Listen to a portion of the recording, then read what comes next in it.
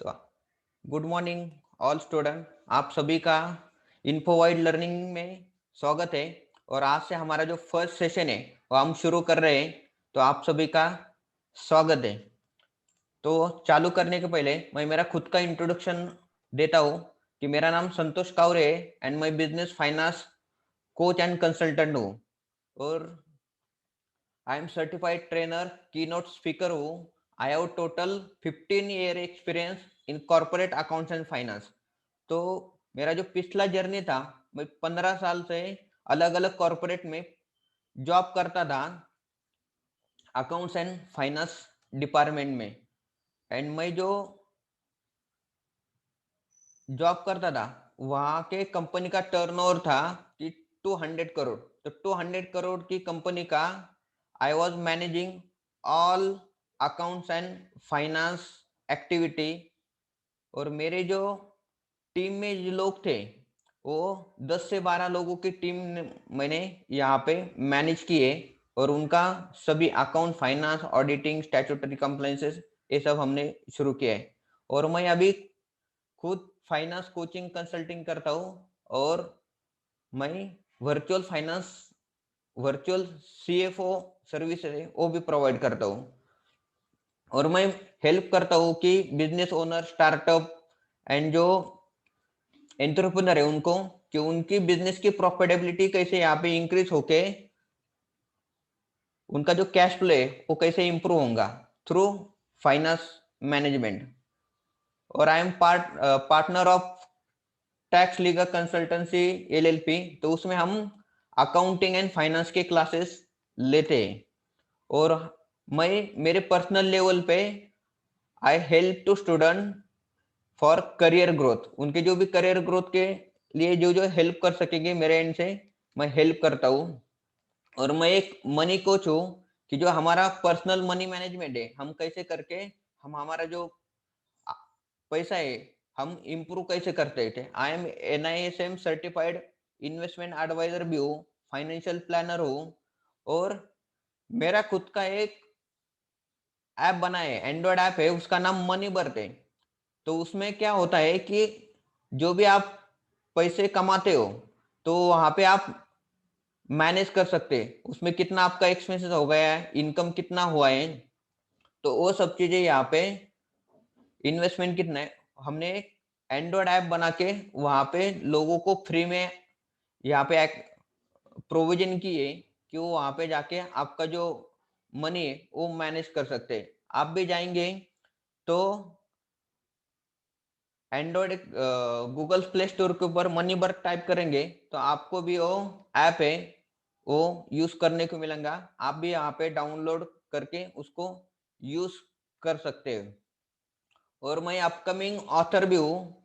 I am going to write, मेरा जो एक बुक है फाइनेंस के ऊपर है कि बिजनेस फाइनेंस के ऊपर, वो मैं लिख रहा हूँ। कुछ ही दिन में वो पब्लिश होने वाला है इसमें। और आज जो अब हम हमारा आज से जो टैली कोर्स है वो शुरू करने वाले, उसके कुछ रूल है। तो आपको क्या है कि वो रूल है वो फॉलो करने पड़ेंगे इसमें, ताकि क्या है कि वो जो डिसिप्लिन है वो मेंटेन रहेंगे। ठीक है, आज पहला दिन हम थोड़ा एक 5-10 मिनट है आगे पीछे हो सकता है, मगर आगे जाके कल से हम क्या करने वाले हैं कि हमारा जो सेशन है वो ठीक 7:30 बजे शुरू करने वाले हैं यहाँ पे। तो ओके उसका सर। है कि ओके। ये जो ज्वाइन करने का है आपको 1-2 मिनट पहले ही ज्वाइन करो कि 7:30 को हमारा जो ये सेशन है वो शुरू होने वाले। यहाँ पे मैं थोड़ा करेक्शन कर लेते हैं, यहाँ पे 7:30 होना चाहिए, करेक्ट। यस। तो 7:30 बजे बराबर है जो सेशन है वो शुरू होने वाला है। वो मंडे टू सैटरडे रहने वाला है, संडे को छुट्टी रहने वाली है इसमें। तो मंडे टू सैटरडे हर रोज 7:30 को है और संडे को यहाँ पे छुट्टी रहने वाली है।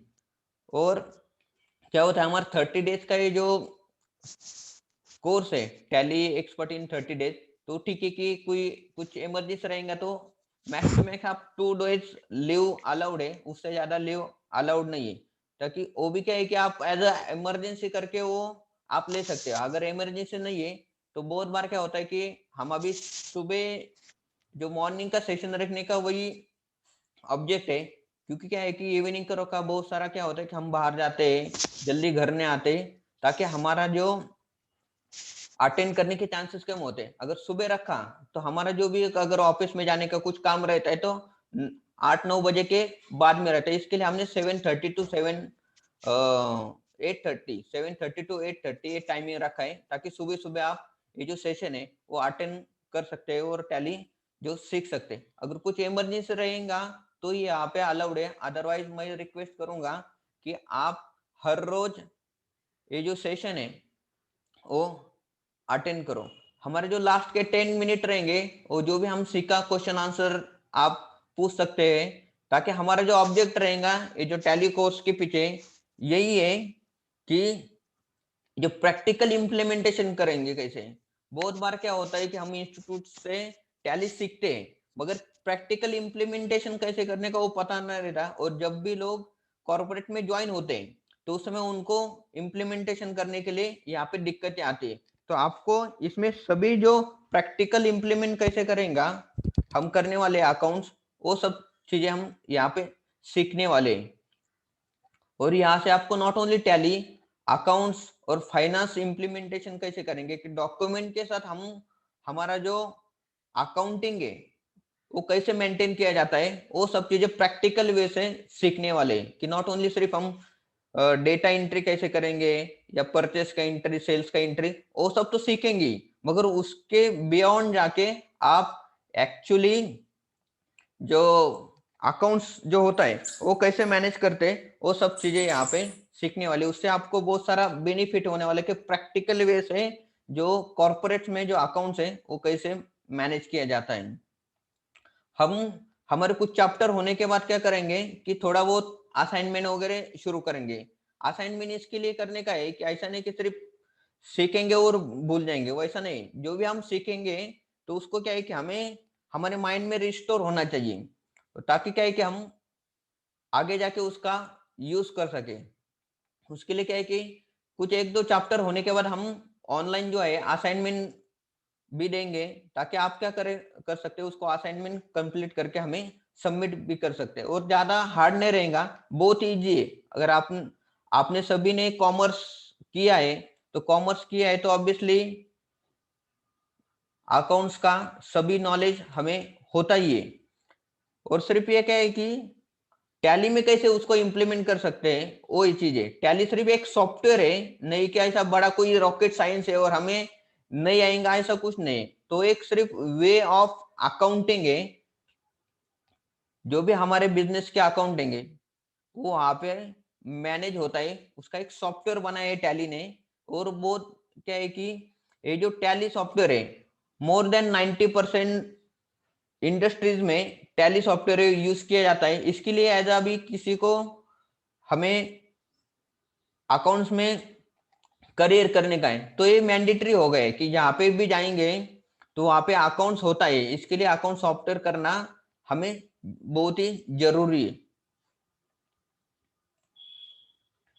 और उसके बाद में एक मेरे एंड से मैं एक गिफ्ट देने वाला हूँ। ये जो हमारा टैली का कोर्स कंप्लीट होने के बाद में जो जो लोगों ने 100% अटेंडेंस रहेगा, जो भी हमारे 30 डेज का ये जो कोर्स है 100% जिसका जिसका अटेंड रहेगा उसको मैं गिफ्ट देने वाला। हमारा एक बिकम अकाउंट्स मैनेजर कोर्स करके है, तो वो मैं फ्री देने वाला हूँ। तो अगर आप चाहते हैं कि आपका अभी करियर स्टार्टिंग है और आप आगे जाके अकाउंट्स मैनेजर बनने वाले ऑब्वियसली यहाँ पे करने का है, तो जिन जिन का 100% अटेंडेंस रहेगा उनको मैं बिकम अकाउंट्स मैनेजर करके हमारे कोर्स है वो भी ऑनलाइन है, वो मैं गिफ्ट करने वाला हूँ।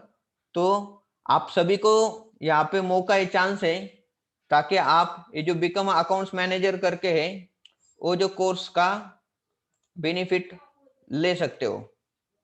कर आप रेडी हो इसके लिए?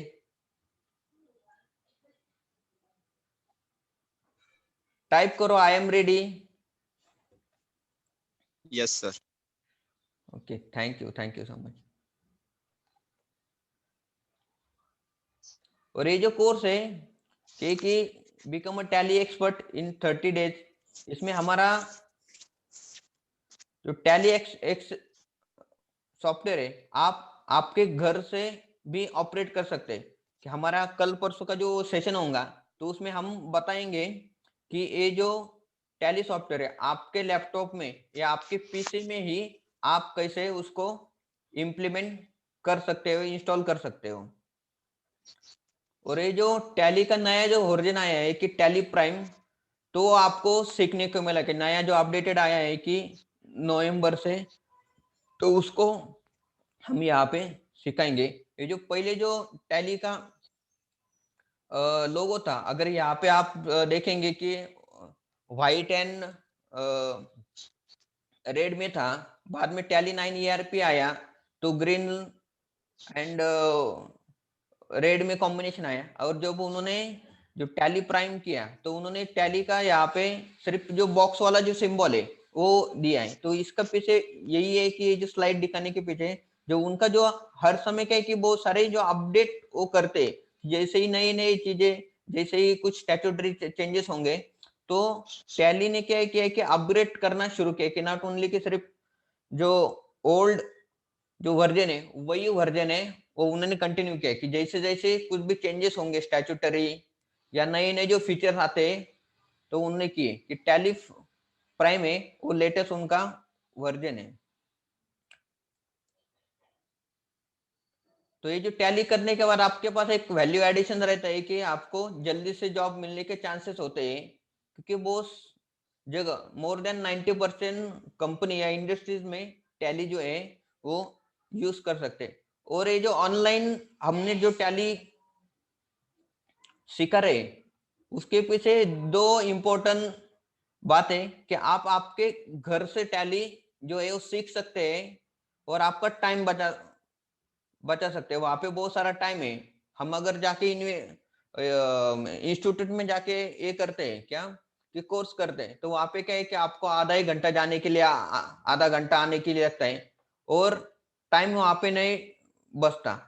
इसमें कि आप जो टैली करने वाले आपके घर में बैठ के आप टैली सीखने वाले हैं, और प्रैक्टिस के लिए आप आपके ही लैपटॉप में बहुत सारा टाइम रहेगा कि हमारा लेक्चर होने के बाद आपके पास बहुत सारा टाइम रहेगा कि आप प्रैक्टिस कर सकते हो घर में। नहीं तो क्या होता है कि एक आधा घंटा जो इंस्टीट्यूट में सिखाया जाता है और 3-4 बच्चे रहेंगे एक बैच में, तो उनको एक 10-15 मिनट सिर्फ प्रैक्टिस के लिए मिलता है। ताकि यहाँ पे क्या है कि आप 1 घंटा हर रोज सीखने वाले हैं और आपके पास दिन भर बहुत सारा टाइम रहेगा कि आपने जो भी सीखा है वो इम्प्लीमेंट करने के लिए। तो आपने तो मेरा जो इंट्रोडक्शन है वो सुना कि आई एम द एक्सपर्ट, ये जो अकाउंट्स एंड फाइनेंस इंडस्ट्री में हूँ, तो आपको मेरे से बहुत सारा अच्छा गाइडेंस है वो मिलने वाला है। दूसरा है कि आप जो टैली जो कोर्स है उसमें क्या क्या सीखेंगे, तो आप ध्यान दे दो। और जो एक कोर्स है वो रिकॉर्ड हो रहा है, तो आपको इसका लिंक मिलेगा, तो आप उसको बाद में रिवाइज भी कर सकते हैं। आज हमें जो है आज देखेंगे कि हम आगे जाके 30 डेज में क्या क्या सीखने वाले हो। ठीक है, तो पहले कि हमारा जो अकाउंटिंग कंसेप्ट है वो हम सीखेंगे कि अकाउंटिंग कंसेप्ट क्या होता है एक्चुअली। आपने सीखा रहेगा कि 11-12 या जो ग्रेजुएशन आपने किया, तो अकाउंटिंग कंसेप्ट जो होता है वो कि थियोरेटिक के लिए आपने सीखा, मगर प्रैक्टिकली हम कैसे उसके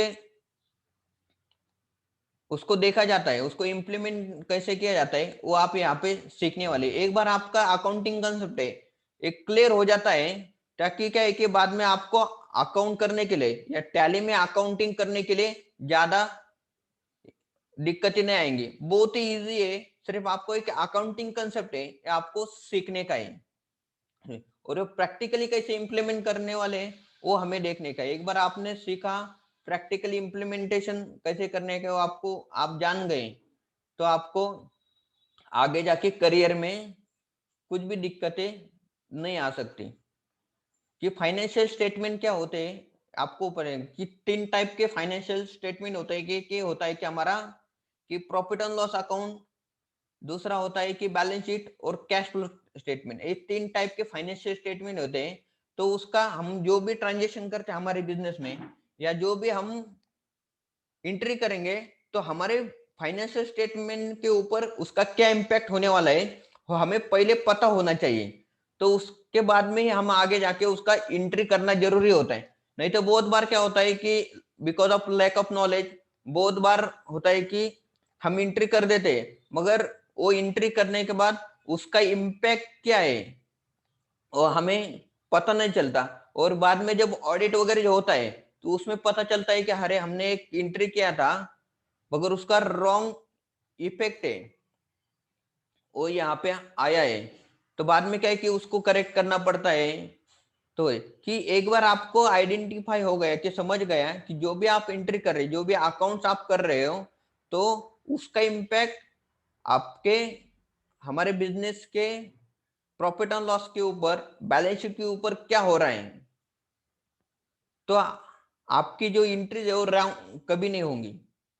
तो वो ज्यादा समझना जरूरी है।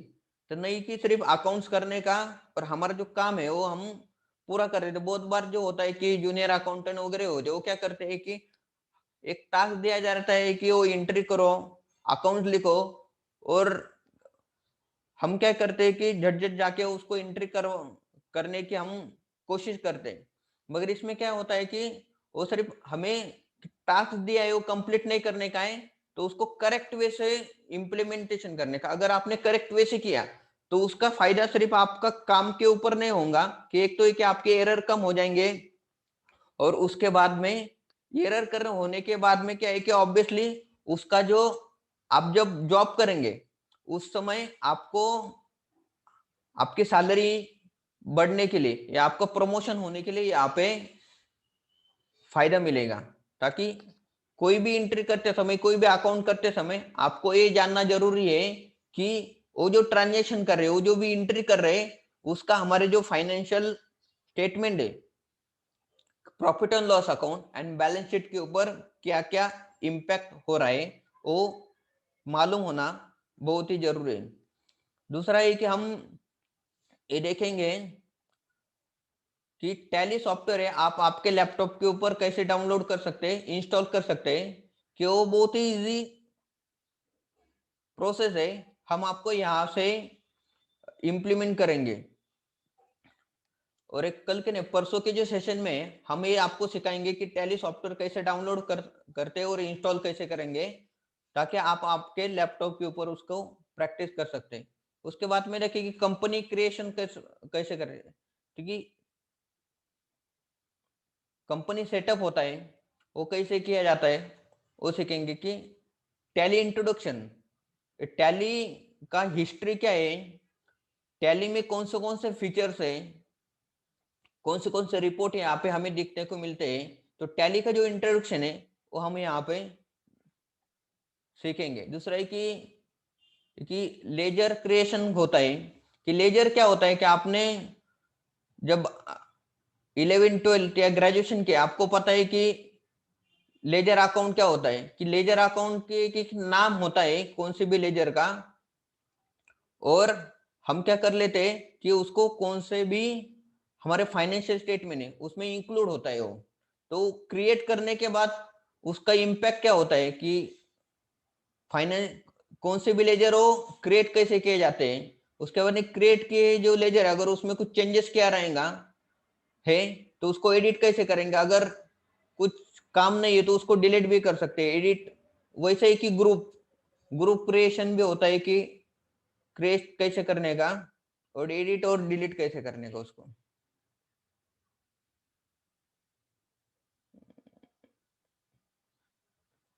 दूसरा है कि अकाउंटिंग एंट्रीज, सभी जो अकाउंटिंग एंट्रीज है वो कैसे करेंगे वो देखेंगे। कुछ अकाउंटिंग एंट्रीज में तो ये परचेस ट्रांजेक्शन आता है उसमें। अभी परचेस ट्रांजेक्शन में पहले तो सिर्फ परचेस ट्रांजेक्शन होता था, मगर अभी जो जीएसटी आया है तो जीएसटी में कि हमारा परचेस का एंट्री कैसे किया जाता है, ताकि हम जो भी परचेस किया है तो कंपनी को उसका सेट ऑफ मिलता है परचेस जीएसटी का अगेंस्ट। अगर आपने परचेस एंट्री अगर रॉन्ग की और उसका सेटअप नहीं लिया तो लॉस मिल होने के चांसेस है। तो ये परचेस एंट्री करते समय बहुत ही केयरफुली करना पड़ता है, ताकि अभी जो गवर्नमेंट में जीएसटी में जो जो चेंजेस किए वो सब चेंजेस है आपको यहाँ पे इम्प्लीमेंट करने के अकाउंट्स करते समय। तो जीएसटी का जो इम्पोर्टेंस क्या है, जब भी हम आगे जाके देखेंगे वो आपको पता चलेगा कि जीएसटी इम्पोर्टेंट क्यों है। तो परचेस करते समय कौन से चीजें है उसके ऊपर आपको ध्यान रखना पड़ेगा। और अकाउंट्स करते समय स्टैट्यूटरी कंप्लायंसेस है वो बहुत ही इंपॉर्टेंट होते हैं। अगर कोई से भी स्टैट्यूटरी कंप्लायंसेस के रिलेटेड जो एंट्री है वो अगर आपने मिस आउट की या आपने यहाँ पे रॉन्ग की, तो उसका इम्प्लीकेशंस में भी बहुत बड़ा होता है।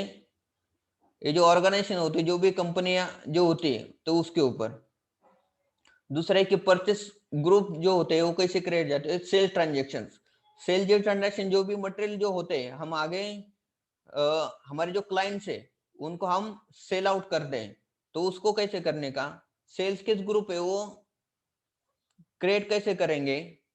और जो इनवॉइस सेल्स के इनवॉइसेस है वो अभी जनरेट करने पड़ते हैं, कि वो भी टैली में फीचर्स है कि सेल्स का इनवॉइस है वो आप जनरेट कर सकते हैं, not only manually sales invoice, but GST के साथ सेल्स इनवॉइस है वो कैसे जनरेट करने का वो भी सीखेंगे। कि वो क्या है कि सेल जब इनवॉइसेस करते हैं तो उसके साथ क्या है कि इनवॉइस तो जनरेट होता है, उसके साथ ही साथ जो एंट्री है वो भी हो जाती है। दूसरा है कि जो जीएसटी के साथ एंट्री कैसे की जाती है वो आप देखेंगे सेल्स में कि जीएसटी का क्या क्या इम्प्लीमेंट है। तो पूरा जीएसटी अकाउंट है वो आपको यहाँ पे दिखाई देगा कि सेल्स एंट्री में जीएसटी कैसा होता है, परचेस एंट्री में जीएसटी कैसा होता है, जो भी हमारे एक्सपेंसेस होते हैं कि वहां पे हम जीएसटी का जो इनपुट है वो कैसे लेना चाहेंगे, जीएसटी की लाइबिलिटी है उसको क्रिएट कैसे करते हैं, उसका जो रिपोर्ट्स है वो कैसे देखते हैं, वो सब चीजें यहाँ पे देखेंगे। और दोस्तों ये जो जीएसटी जो चीज है वो बहुत ही अभी इम्पोर्टेंट है। जब भी हम अकाउंट लिखेंगे या अकाउंटिंग करेंगे उसके बाद में, ताकि जब तक आप जीएसटी समझेंगे नहीं तो आपको जो टैली है या अकाउंटिंग है वो पूरा यहाँ पे समझ में नहीं आएगा। और क्या है कि फिर जीएसटी का इम्प्लीमेंटेशन है वो आगे जाके अपने ऑर्गेनाइजेशन में उसका हो सकता है, उसका कैलकुलेशन कैसे करते हैं, लाइबिलिटी कैसे हो जाते हैं। दूसरा है कि पेमेंट ट्रांजेक्शन, जो भी हम परचेस करेंगे तो हमारे जो भी क्रेडिटर्स है उनको पेमेंट करना पड़ता है। तो पेमेंट में अलग अलग टाइप होते हैं, क्या आप बैंक से पेमेंट कर सकते हैं, आरटीजीएस एनईएफटी पेमेंट हो जाता है, यहाँ पे कैश में पेमेंट होते हैं। तो पेमेंट के ट्रांजेक्शन क्या होते हैं। दूसरा है कि रिसिप्ट ट्रांजेक्शन, रिसिप्ट में भी वैसे सेम होते हैं कि हम पैसा है जो भी हम हमारे क्लाइंट को हम कुछ भी मटेरियल बेचते हैं, तो उसमें जो क्लाइंट है वो डिफरेंट डिफरेंट वे से डिफरेंट डिफरेंट पेमेंट मोड से पेमेंट करता है, तो हमें वो हमारे बुक्स में एज अ रिसिप्ट करके दिखाना पड़ता है। तो रिसिप्ट ट्रांजेक्शन है वो हम कैसे करेंगे। कैश बुक होता है कि कुछ कुछ छोटे पिटी कैश के कुछ कुछ जो ट्रांजेक्शन होते हैं वो कैश के थ्रू होते हैं, मगर अभी बहुत सारे जो जो भी ऑर्गेनाइजेशन जो भी कंपनी है तो उसमें कैश में बहुत ही कम पोर्शन होता है, कि कुछ छोटा मोटा अगर खर्चा रहेगा तो ही करते हैं, अदरवाइज जो 90 to 95% जो पेमेंट्स होते हैं जो भी ट्रांजेक्शन होते हैं कि यहाँ पे बैंक थ्रू करते हैं। और बैंक थ्रू करने के बाद उसका फायदा भी होता है, और गवर्नमेंट का भी यही व्यू है आगे जाके कि कैशलेस जो ट्रांजेक्शन है वो होना चाहिए यहाँ पे। तो उसमें बैंक के ट्रांजेक्शन है वो कैसे किए जाते हैं, बैंक बुक कैसे लिखे जाते हैं। तो बैंक बुक में लिखने के बाद बैंक का रिकंसलेशन हमें करना पड़ता है। जो बड़ी बड़ी कंपनी है तो उसमें क्या है कि हम हमारा जो हमने थेरोटिकली यहाँ पे 11 12 में बैंक रिकंसलेशन सीखा कि हम कैसे करते हैं। तो बैंक रिकंसिलिएशन वहां पे आपने सीखा रहेंगे कि 1 महीना होने के बाद बैंक रिकंसिलिएशन करते, मगर जो ऑर्गेनाइजेशन में उसमें 1 महीने के बाद में बैंक रिकंसिलिएशन नहीं किया जाता है, कि वहां पे हर 2 दिन में या कुछ-कुछ जो ऑर्गेनाइजेशन है उसमें तो एवरीडे बैंक रिकंसिलिएशन वो किया जाता है।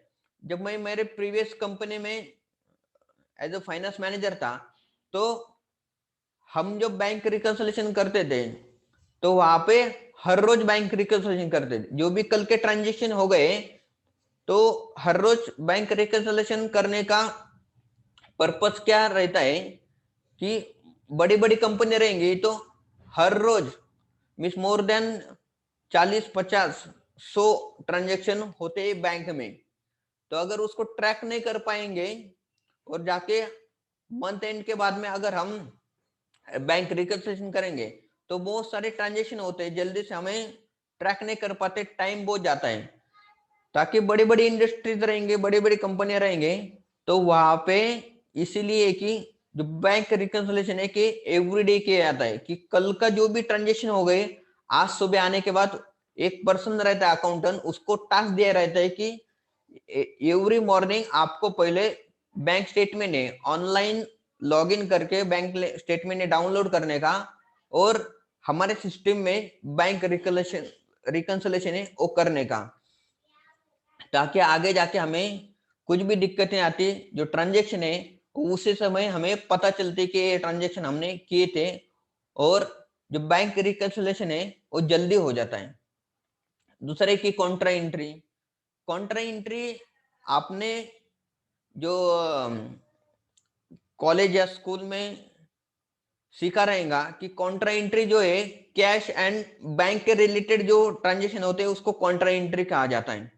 एकदम बराबर है, मगर सिर्फ कैश एंड बैंक के रिलेटेड ट्रांजेक्शन नहीं है, कि एक बैंक एंड दूसरी बैंक रहेंगी और एक बैंक से दूसरे बैंक को कुछ अमाउंट है वो ट्रांसफर किया, तो उसको भी कॉन्ट्रा एंट्री किया जाता है। और क्या है कि ये जो ऑर्गेनाइजेशन रहते हैं उनके क्या है कि मल्टीपल बैंक में बैंक अकाउंट रहते हैं, और क्या है कि बैंक अकाउंट मल्टीपल करने का वो भी अलग अलग पर्पज रहता है। तो बहुत बार होता है कि एक बैंक से कुछ अमाउंट है दूसरे बैंक में ट्रांसफर किया और वहां से कुछ पेमेंट की, तो ऐसे जो है कि एक बैंक से दूसरे बैंक को अमाउंट ट्रांसफर करने का एंट्री होते, तो वहां पे भी हम ट्रांजेक्शन करने पड़ते हैं। तो वो कॉन्ट्रा एंट्री कैसे यहाँ पे करते हैं वो भी देखेंगे। दूसरा है कि डेबिट नोट रेस कैसे कर सकते हैं, डेबिट नोट कैसे करते, क्रेडिट नोट है, ये दोनों चीजें आपको सीखना ज्यादा जरूरी है, क्योंकि डेबिट नोट और क्रेडिट नोट है वो बहुत बार हमें करने पड़ते हैं। यहाँ पे जर्नल एंट्री क्या होता है और वो कब कब किया जाता है वो सीखेंगे। कि अकाउंटिंग प्रोविजन क्या होता है, कि मे बी आपने बहुत बार क्या है कि जब भी हम ऑडिट करते हैं तो उस समय जो भी हमारे प्रोविजन है कि prepaid expenses, outstanding expenses, stock के प्रोविजन जो होते हैं वो हमें यहाँ पे करने पड़ते हैं, कि नॉट ओनली के और बहुत अलग अलग प्रोविजन है वो यहाँ पे करने पड़ते हैं। तो हम हमारे अकाउंट्स में हम कैसे करेंगे वो यहाँ पे हम देखने वाले हैं। दूसरा है कि कैपिटल अकाउंट जो होता है वो कैसे मेंटेन किया जाता है, कैपिटल अकाउंट में कौन से ट्रांजेक्शन होते हैं वो देखते हैं। कि लोन्स एंड लाइबिलिटी जो होते हैं, क्योंकि ये जो ऑर्गेनाइजेशन है उसमें कि अपना बिजनेस अगर बढ़ाने का है, तो ऑब्वियसली बहुत सारे फंड्स है, बहुत सारे पैसे के रिक्वायरमेंट होते हैं, कि लाखों में करोड़ों में जो अमाउंट है वो यहाँ पे रिक्वायरमेंट होती है, कि लोन लेने पड़ते हैं बैंक से, नहीं एक की नहीं मल्टीपल बैंक से लोन लेने पड़ते हैं। तो उस समय उसके अकाउंटिंग कैसे किए जाते हैं यहाँ पे देखेंगे। कि सिक्योर्ड लोन होते हैं, कुछ अनसिक्योर्ड लोन होते हैं, ठीक, वो कौन से सिक्योर्ड लोन या अनसिक्योर्ड लोन क्या क्या है हम देखेंगे। दूसरे की प्रोविजन है, बहुत सारे प्रोविजन है हमें करने पड़ते हैं। करंट लाइबिलिटी जो होते हैं उसमें क्या क्या चीजें आ जाती है देखेंगे। टीडीएस का प्रोविजन जो होता है वो टीडीएस डिडक्ट क्यों किया जाता है, टीडीएस का अकाउंटिंग क्या होता है, एंट्री कैसे किए जाएंगे टैली में, वो हम यहाँ पे देखेंगे। टैक्स एंड ड्यूटी जो होता है कौन से टैक्सेस है वो कंपनी को पे करने पड़ते हैं, और टैक्स एंड ड्यूटी एक जो ग्रुप होता है, तो ग्रुप के अंडर हम अकाउंटिंग कैसे करेंगे, जो भी टैक्सेस होते हैं वो देखेंगे हमें। सन्ड्री क्रेडिटर्स है, सन्ड्री क्रेडिटर्स आपको पता है कि क्या क्या है, और यहाँ पे अकाउंटिंग के कैसे किया जाता है कि कौन से पार्टियां है उसको हम अंडर द सन्ड्री क्रेडिटर्स है वो ग्रुप देना पड़ता है, वो हम देखेंगे। दूसरा है कि फिक्स एसेट अकाउंटिंग है, वो होता है कि कंपनियां में हम जो ये फिक्स एसेट का जो वैल्यू होता है वो बहुत ही बड़ा होता है कि लाखों में करोड़ों में उनको एसेट से इंफ्रास्ट्रक्चर है वो करने पड़ते हैं। फिक्स एसेट अलग अलग तरीके के होते हैं कि may be plant and machinery होती है, फर्नीचर होता है, ऑफिस इक्विपमेंट होते हैं, लैपटॉप होते हैं, सर्वर होते हैं, उनके पास व्हीकल जो होते हैं वो होते हैं कि ऑफिस इक्विपमेंट, अलग अलग बहुत ही टाइप के फिक्स एसेट है वो होते हैं। तो उसको हम अकाउंटिंग कैसे करते हैं कि उसमें भी अलग अलग ग्रुप रहते हैं कि जब आप ऑर्गेनाइजेशन में जाएंगे तो वहां पे देखेंगे कि फिक्स एसेट के भी अलग अलग ग्रुप रहते हैं, तो उसको हम कौन से ग्रुप में कौन सा फिक्स एसेट है वो हमने करने का है। उसके बाद में डिप्रिसिएशन है, डिप्रिसिएशन की एंट्री कैसे की जाती है, उसको कैलकुलेशन क्या होता है वो भी देखेंगे। बाद में की इन्वेस्टमेंट की बहुत बार होता है कि अमाउंट है, बड़ी बड़ी कंपनी है, अलग अलग जगह पे अपना जो पैसा है वो इन्वेस्टमेंट किया जाता है, तो जो इन्वेस्टमेंट करने के बाद में उसका अकाउंटिंग कैसे होता है, और उसका इन्वेस्टमेंट का जो रिटर्न मिलता है, मे बी इंटरेस्ट मिलता है वहां पे या डिविडेंड मिलता है, तो उसका अकाउंटिंग कैसे किया जाता है, तो उसका एक जो इफेक्ट है वो तो इन्वेस्टमेंट में जाता है, वो दूसरा इफेक्ट है वो कहाँ पे जाना चाहिए वो आपको सीखना जरूरी है।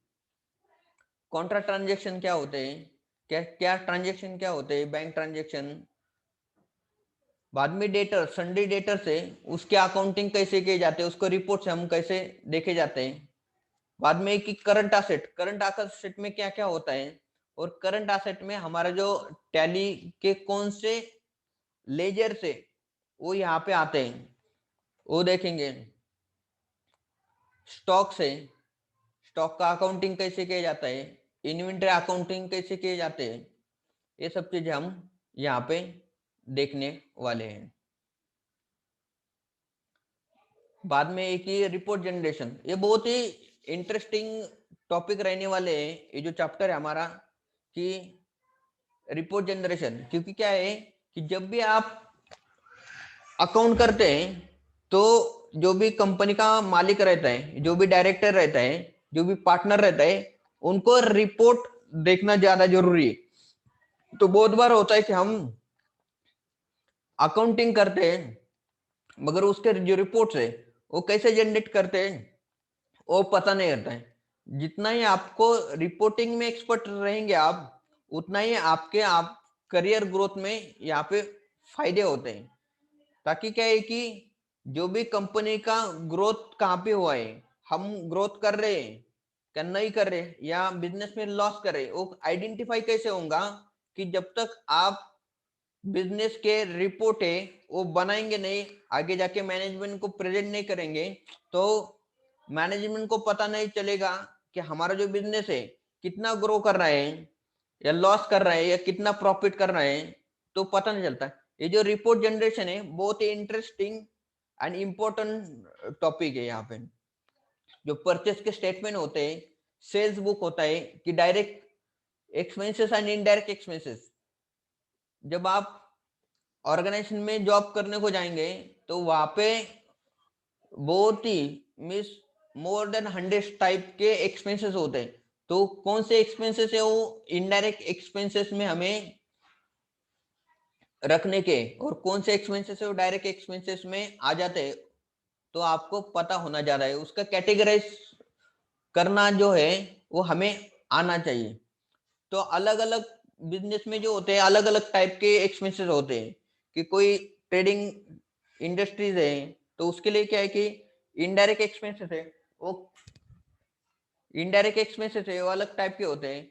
कोई मैन्युफैक्चरिंग इंडस्ट्री रहेगा तो उनके डायरेक्ट एंड इनडायरेक्ट एक्सपेंसेस है वो अलग रहते हैं। कोई सर्विस प्रोवाइडिंग कंपनी होती, कोई सॉफ्टवेयर कंपनी होती, कोई बीपीओ कंपनी होती है, कोई कंस्ट्रक्शन कंपनी होती है। तो अलग अलग टाइप के अलग अलग कंपनियां रहेंगी, तो उनका जो अकाउंटिंग है, उसकी जो एक्सपेंसेस नेचर है वो अलग अलग हो जाते हैं। तो उस समय हमें पता होना चाहिए कि कौन से एक्सपेंसेस जो है वो कौन से कैटेगरी के अंडर आ जाते हैं। इसमें इंटरेस्ट अकाउंटिंग, इंटरेस्ट अकाउंटिंग जो है वो क्या है कि मीन्स मोस्ट ऑफ जो ऑर्गेनाइजेशन है वो लोन लेती है, कैश क्रेडिट फैसिलिटी जो है वो बैंक से अवेल करते हैं। तो ऑब्वियसली किसी ने अगर लोन दिया, बैंक ने लोन दिया, तो उसके ऊपर कंपनी को इंटरेस्ट पे करना पड़ता है।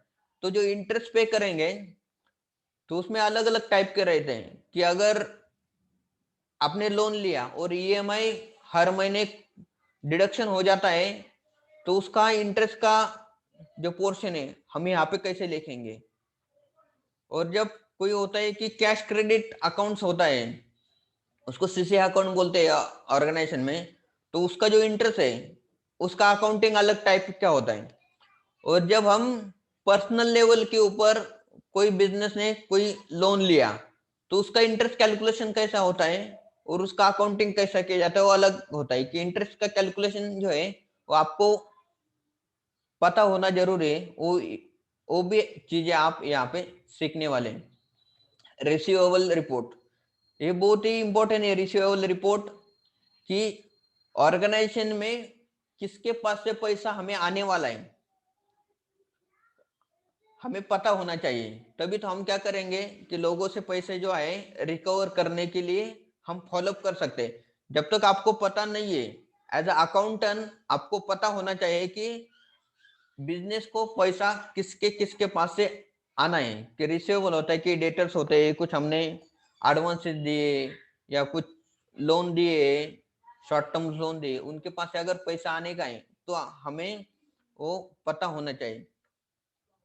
पेबल रिपोर्ट्स है, पेबल है कि हम क्रेडिटर्स को पेमेंट करते हैं, हमारे स्टैट्यूटरी कंप्लायंसेस होते हैं उनको पेमेंट करते हैं, या जो भी हमारे लोन्स रहते हैं उनको पेमेंट करना पड़ता है, एम्प्लॉय को सैलरी पेमेंट करते हैं। तो उसके जो रिपोर्ट्स है यहाँ पे हमें देखने हैं। तो उसमें कि कॉस्ट सेंटर वाइज अकाउंटिंग कैसे किए जाते हैं, क्या अलग अलग कॉस्ट सेंटर होते हैं। और देखिए की सिक्योरिटी कंट्रोल देखेंगे, जब भी आप यहाँ पे हायर पोजीशन पे जाएंगे कंपनी के, तो टैली में सिक्योरिटी कंट्रोल है और यहाँ पे यूज किया जाता है। उसमें अलग होता है क्योंकि एक टैली का एक एडमिन होता है, तो एडमिन को सभी अथॉरिटी रहती है कि हर एक एंट्री जो है वो देख सकता है और अल्टर भी कर सकता है, रिपोर्ट भी सभी देख सकता है। मगर कुछ कुछ कंपनियां में, ऑर्गेनाइजेशन में उसको क्या किया जाता है, कैटेगराइज करके junior level, senior level and management level के ऊपर होता है। तो जो जूनियर लेवल के जो लोग हैं उनको सिर्फ उनका जो प्रोफाइल है, उनका जो काम है उसके ही अकॉर्डिंग सिर्फ उनको ये दिया जाता है कि एक्सेस दिया जाता है, और वही काम की जो भी रिलेटेड जो रिपोर्ट्स है वो उनको दिखते हैं, बाकी के जो रिपोर्ट्स है वो दिखते नहीं है। तो आपको सिक्योरिटी कंट्रोल हमारे टैली में कैसे मेंटेन होते हैं वो आप यहाँ पे सीखेंगे। और सीखना ज्यादा जरूरी है क्योंकि क्या होता है कि आपको आप सीखें और जब भी आप हायर लेवल पे जाएंगे तो आपको आपके जो भी टीम के अंडर के जो लोग हैं तो उनको कौन से एक्सेस देने का, वो कैसे देने का, उनका जो भी लॉगिन आईडी पासवर्ड कैसे जनरेट करने का, वो यहाँ पे आपको सीखना जरूरी होता है। कि ऑप्शनल वाउचर क्या होते हैं, बहुत ही इंटरेस्टेड चीज है ये ऑप्शनल वाउचर। आगे जाके हम देखेंगे टैली में कि ऑप्शनल वाउचर क्यों किए जाते हैं और उसका इम्पैक्ट क्या हो जाता है। प्रॉफिट एंड लॉस अकाउंट यहाँ पे कैसे जनरेट होता है वो देखेंगे। कि बैलेंस शीट ये सॉफ्टवेयर है, तो उसमें क्या है कि बहुत ही इजी वे से टैली ने वो बिल्ड किया है कि profit and loss account and balance sheet है वो हमने अच्छी तरह से या करेक्ट वे से अकाउंटिंग किया तो ऑटोमेटिकली ये जो दोनों भी स्टेटमेंट है वो जनरेट होते हैं, और ट्रायल बैलेंस है वो भी यहाँ पे हमें मिलता है। तो उसको हम कैसे डाउनलोड करेंगे? ट्रायल बैलेंस है, जब हम फाइनलाइजेशन जब अकाउंटिंग करते हैं तो उस समय जो ट्रायल बैलेंस है हमारे जो ऑडिटर है उनको देना पड़ता है। और ऑडिट प्रिपरेशन हम कैसे करने वाले हैं, ताकि क्या है कि हम अकाउंटिंग तो सीखेंगे बराबर, मगर अकाउंटिंग सीखने के बाद ऑडिट करने शुरू होने के पहले हमें हमारा जो इंटरनल ऑर्गेनाइजेशन का जो प्रिपरेशन है वो करना पड़ता है, कि हम ऑडिट के पहले क्या क्या काम करना जरूरी है और कैसे हम बनाएंगे, कैसे कैसे हमारे चेकलिस्ट होना चाहिए कि ये जो हमारा सभी ट्रांजेक्शन है हमने इंटरेस्ट पूरा किया है and we are ready for audit. तो उसका ऑडिट प्रिपरेशन है वो हम देखेंगे। और सबसे एंड में हम एक छोटी सी ऑनलाइन टेस्ट ले लेंगे कि जो भी आपने सीखा है, तो उसके बेसिस पे ऑनलाइन हम टेस्ट ले लेंगे यहाँ पे। करेक्ट। कितने लोग रेडी है ये सब सीखने के लिए? ये सभी चीजें हमने डिस्कस किया, तो कितने लोग है वो सीखना चाहते हैं, सीखने के लिए रेडी है?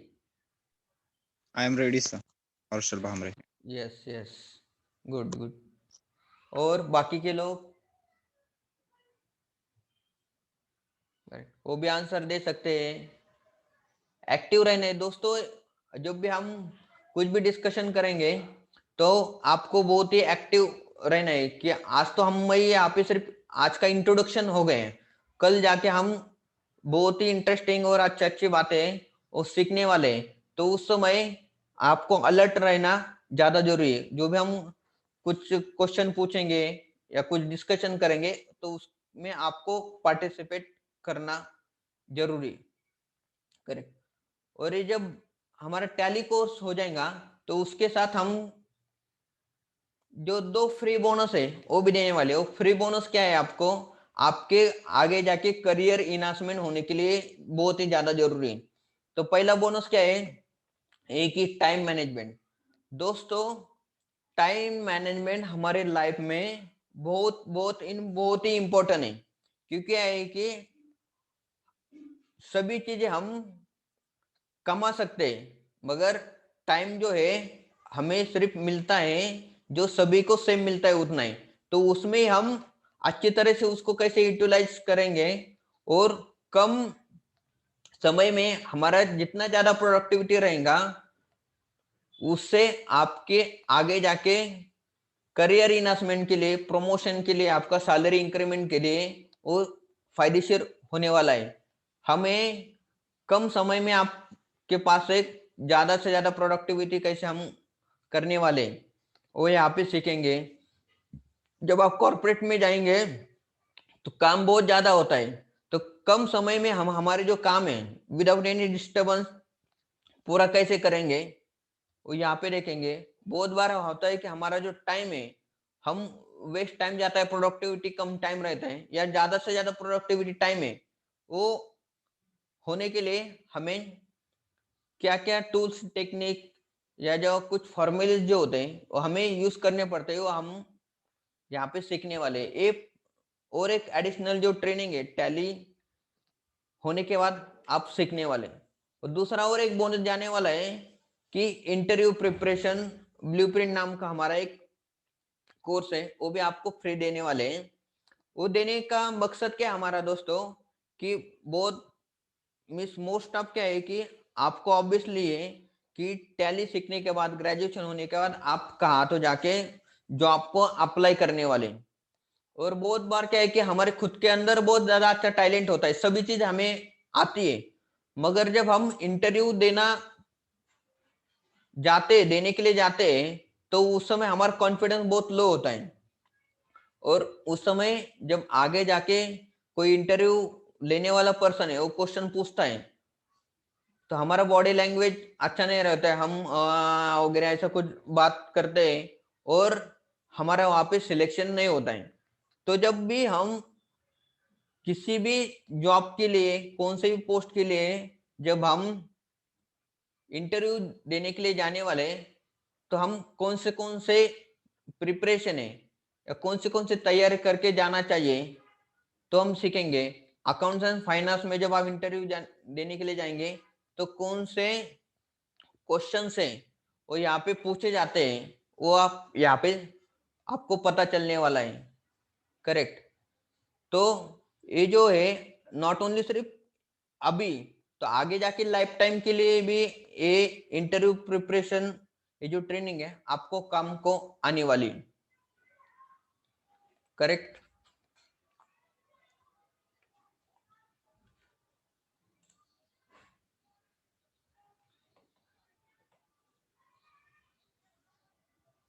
तो थैंक यू सो मच।